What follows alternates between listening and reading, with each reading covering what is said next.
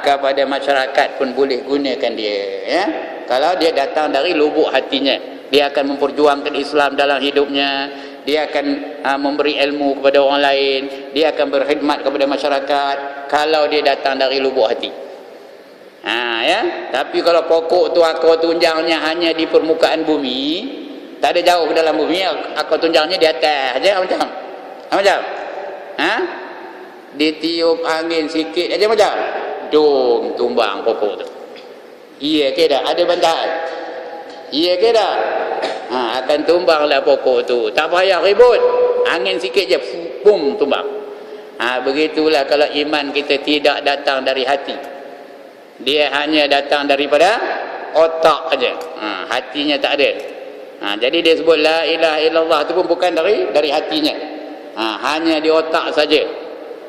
Macam kita tahlil lah, la ilaha illallah, la ilaha illallah di rumah orang Kenduri, ya. Bila tahlil tu la ilaha illallah, la ilaha illallah, la ilaha illallah, tengah tu apa?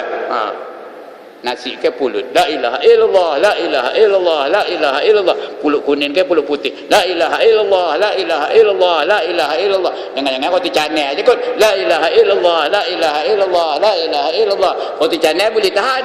Jangan-jangan biskut mayat aja kot, la ilaha illallah, la ilaha illallah. Tahu ke biskut mayat? Itulah dapat apa? Dapat apa? Dapat biskut mayat ajalah. Jadi biar datang dari hati, baru dia boleh menjadi orang yang beriman, dan imannya itu boleh memberi manfaat bukan saja pada diri dia, juga kepada masyarakat sekelilingnya. Itu dia, kalimah la ilaha illallah. Penting tu. Ya. Tapi dia mesti datang daripada sifat tauhid uluhiyah. Dan tauhid uluhiyah ini mengandungi tauhid bahagian rububiyah dan tauhid asma dan wasifat. Justru itu tauhid uluhiyah ini adalah awal-awal dasar agama, dan penghabisannya dia juga yang awal, dia juga yang akhir, ya. Batinnya dan zahirnya.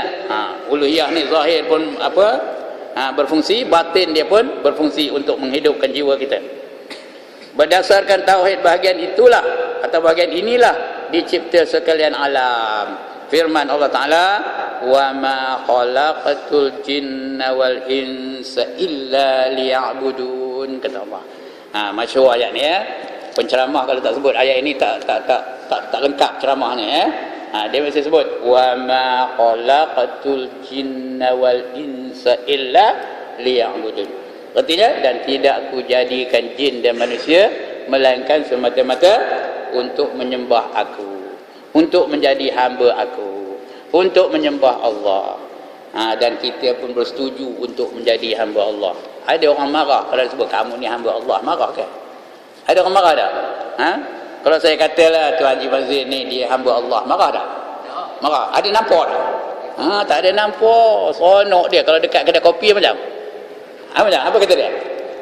Mau kita minum ustaz katanya. Seronok nak jadi hamba Allah. Ada orang marah kan? Kerana sesuai dengan fitrah manusia. Manusia itu memang suka nak menjadi hamba Allah. Tapi kalau saya kata Tuan Haji Mazin ni mikir ni hamba mentokar lah macam. Macam? Kalau dekat dengan dia, tampar dia. Pasal apa? Jiwa dia tak suka jadi hamba mentokar. Dia hendak jadi hamba Allah saja. Tak hendak jadi hamba yang lain daripada hamba Allah. Jadi maknanya kita jadi hamba Allah tu bersesuaian dengan fitrah semula jadi kita. Dan bersesuaian pula dengan kehendak Allah, bersyarikat kehendak Allah tu dengan fitrah manusia. Ya. Itu dia. Sebab itu kita apa saja yang kita buat dalam hidup ni mesti di atas dasar penyembahan kepada Allah Taala. Itu dasarnya, mentauhidkan Allah. Ya, menyembah Allah Taala, berbakti kepada Allah Taala. Dan sebab itu juga dalam Islam ni semua ada peraturan. Supaya kita dapat pahala, supaya kita membuat berlaku itu kerana menyembah Allah Ta'ala. Apa yang tak ada peraturan dalam Islam? Apa yang tak diajar oleh Allah untuk kita lakukan dalam Islam? Semua ada. Ada tak Islam mengajar kita macam mana nak nguap? Tak ada. Macam mana nguap? Ngangen dulu. Apa itu ya? Ada tak Islam mengajar kita macam mana nak berosin? Ada ke tak ada? Ada tak Islam mengajar kita macam mana nak buang kuku? Ada tak Islam mengajar kita macam mana nak Tahu ke masuk dalam tadah tu.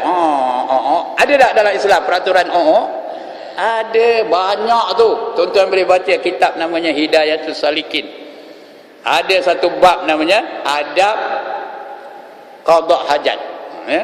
30 adabnya tu. Di antaranya nak masuk tu jampi dulu. Apa jampinya? Allahumma inni a'udzubika minal khubuthi wal khaba'is. Jampi dulu sebelum masuk tu. Yang kedua, tutup kepala tu dulu. Jangan tepongi aja kepala masuk tandas. Nanti diberak di setan, dikencin di setan, dicirit di setan atas kepala tu.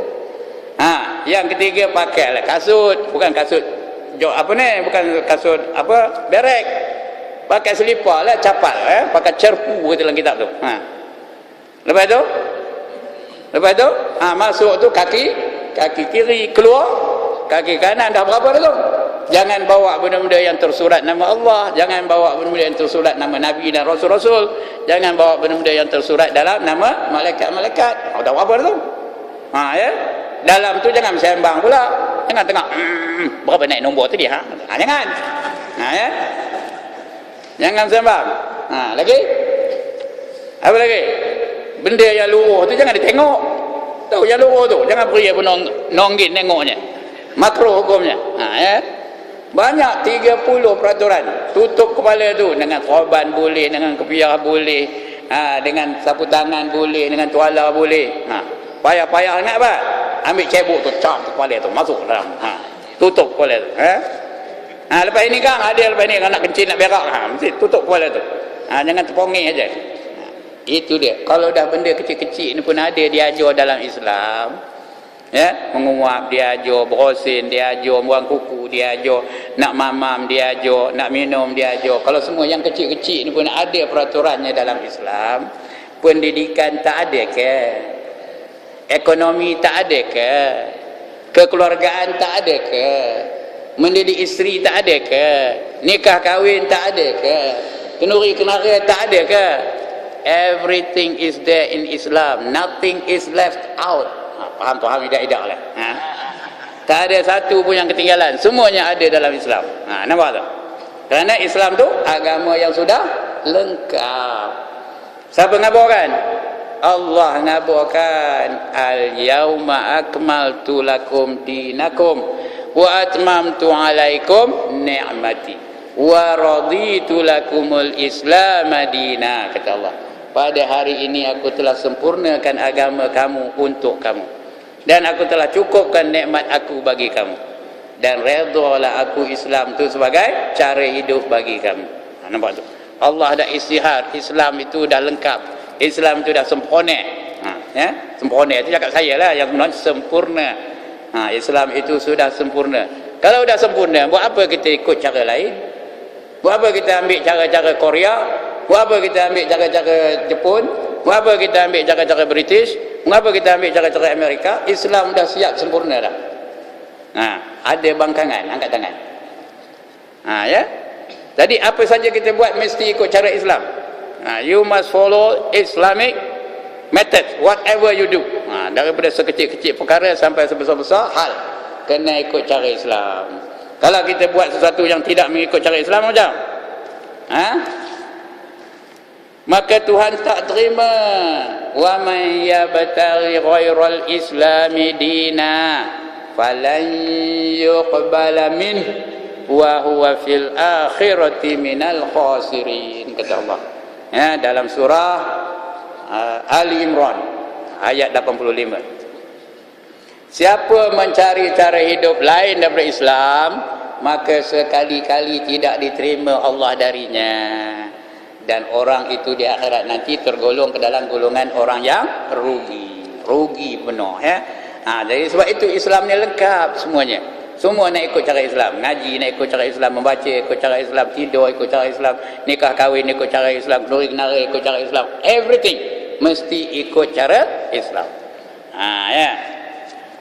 Habis itu. Wallahu alam, dah pukul 9. Dah pukul 9 lebih. Sekarang tahulah demi ni risau juga saya. Mula bersila dah hidup ni kena berhenti, belunjur Itu tak apa berselemput balik, betul silir balik, selemput balik, kopi tu lah tu ya. Jadi sebelum dia main kopi tu, udah berhenti lah tu. Ya. Cukup lah dah tu. Jangan bagi dia main lenguh. Ya. Dia biar sederhana. Sederhana tu kopi tu lah ya. Tapi janganlah sekejap benar. Kalau sekejap benar, tak berbala pula envelope bagi tuan bagi dengan saya. Tu sekejap benar 5 minit dah selesai. Mana berbala envelope-nya? Jadi biar dia berbala. Saya puas hati, tuan-tuan dan puan-puan pun puas hati ya. Jadi salah silap saya minta ampun, minta maaf lah ya. InsyaAllah kita akan jumpa lagi di bulan hadapan. Ada soalan? Tak ada? Alhamdulillah. Itu yang seronok ngajar sini tu tau. Ya seronok penuh ngajar sini tu. Pasal apa? Asal diajar dapat. Asal diajar dapat. Patutlah ramai benar orang suka ngajar di Batu Gajah ni. Ya Allah, rupanya ya. Bertuahlah dia dapat ngajar Batu Gajah ni, dapat murid-murid yang handai-handai belaka. Sekian dulu. Minta maaf dan lawak-lawak ya. Aqulu qawli hadza wa astaghfirullahal azim li wa lakum. Assalamualaikum warahmatullahi wabarakatuh. A'udzu billahi minasyaitonir rajim. Bismillahirrahmanirrahim. Alhamdulillahi rabbil alamin wassalatu wassalam ala asyrafil anbiya'i wal mursalin wa ala alihi wa sahbihi ajma'in. Allahumma ighfir lana dhunubana wa liwalidina warhamhum kama rabbawna shighara wa li jami'il mu'minina wal mu'minat wal muslimina wal muslimat al ahya'i minhum wal amwat bi rahmatika ya arhamar rahimin. Allahumma antal ladzi 'allamta